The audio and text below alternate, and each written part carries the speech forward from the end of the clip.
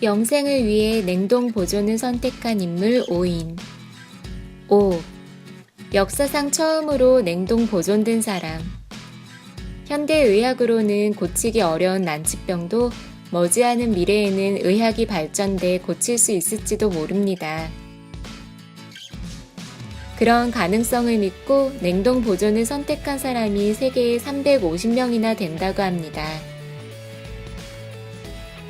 냉동 보존을 위해선 우선 죽자마자 몸 안의 혈액을 빼내고 그 자리를 부동액으로 채운 후에 마이너스 196도의 액체 질소로 얼립니다.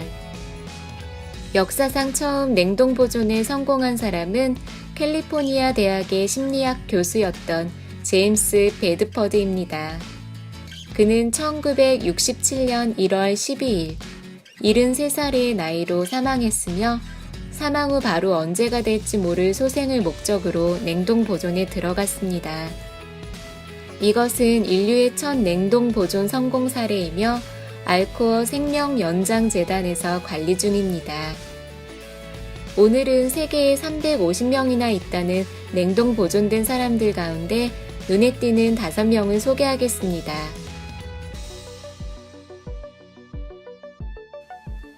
4. 비트코인 암호화 연구자.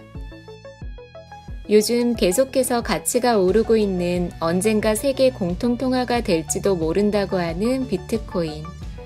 온라인상에서 거래가 가능하기 때문에 암호화 같은 매우 고도의 기술을 필요로 합니다. 그 암호화 기술의 연구자였던 헐 피니는 2014년에 사망했습니다.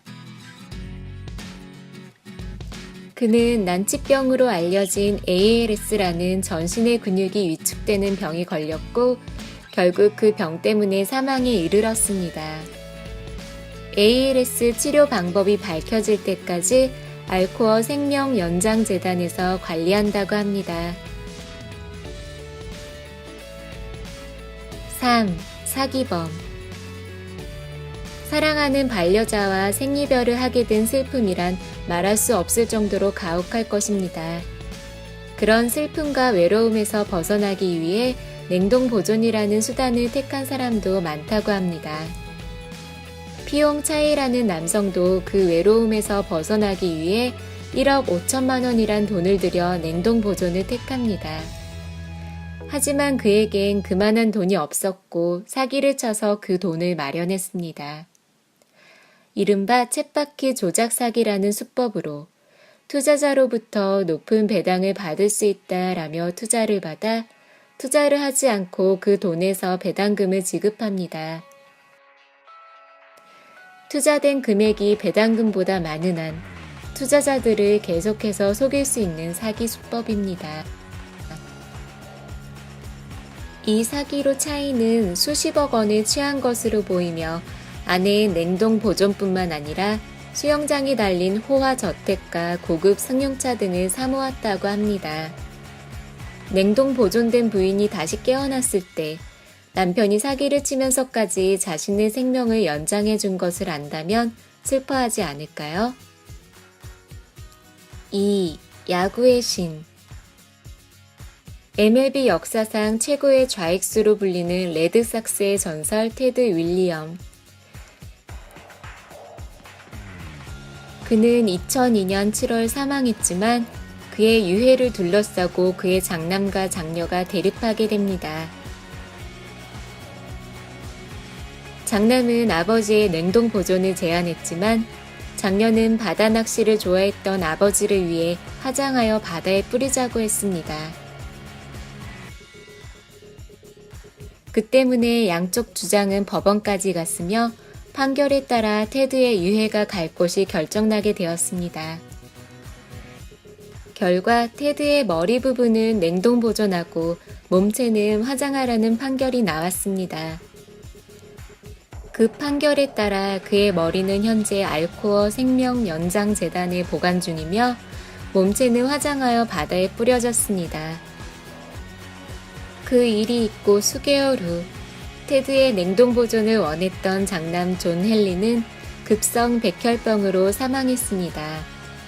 그 자신도 냉동 보존을 원했기 때문에 아버지 테드와 같은 알코어 생명연장재단에 보관 중입니다. 1. 2살 여자아이.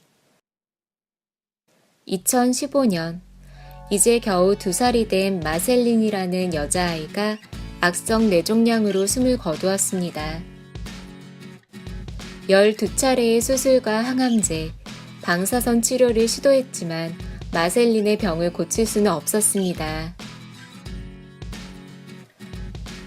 겨우 2년 만에 삶을 마감한 자식을 위해 그녀의 부모는 언젠가 의학이 발전되면 살아 돌아오길 바라며 딸을 냉동 보존하기로 결심했습니다. 마셀린은 냉동 보존된 사람 중에서 가장 어리다고 합니다. 마셀린의 몸은 같은 병으로 고생하는 아이들을 위해 연구용으로 제공되었으며 머리만이 보관 중이라고 합니다. 먼 훗날 몸체 이식이 가능한 시대가 오면 살아 돌아올 것이라고 합니다.